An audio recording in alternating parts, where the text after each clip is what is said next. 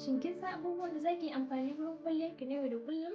Assalamu alaikum jama'a, barkanmu da warhaka. Sunana wacce aka fi sani da Bibas Glam. Ku biyo ni zan gaya muku abubuwan da ya kamata ku yi amfani da su a cikin kwalliyarku na yau da kullum. Da farko muna buƙatar madubi, sannan kuma brush da ya kamata mu sai da duk wani abu da ya kamata mu sai da a cikin kwalliya.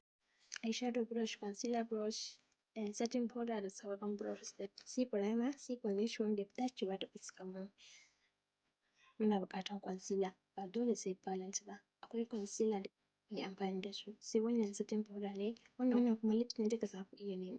Sai eyeliner, akwai black, akwai maroon za mu yi amfani. Idan babu da eyeliner za ku yi amfani da ja-gira. Sai beauty blender ce ga kuma gel ga kuma fix wato setting spray kenan. Baby wipes, eyeshadow da kuma powder palettes.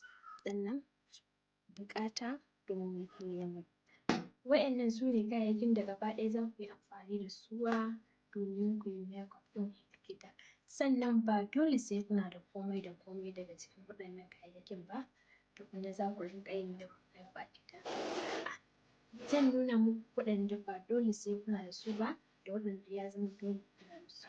Idan kina da waɗannan kayayyakin duka gaba ɗaya, ba ma iya makeup ɗin kanki za ki riƙa yi ba. Za ma ki iya fara yin makeup ɗin da za a dinga biyan ki kuɗi, kina samun kuɗi kaɗan-kaɗan za ki fara tarawa har ya kai kin tara wasu abubuwan da ba ki mallaka ba. Insha Allahu a bidiyon mu na gaba zan nuna muku yadda za ku yi amfani da waɗannan kayan kwalliyar, ku yi amfani da su da kuma yadda za ku yi aiki da su.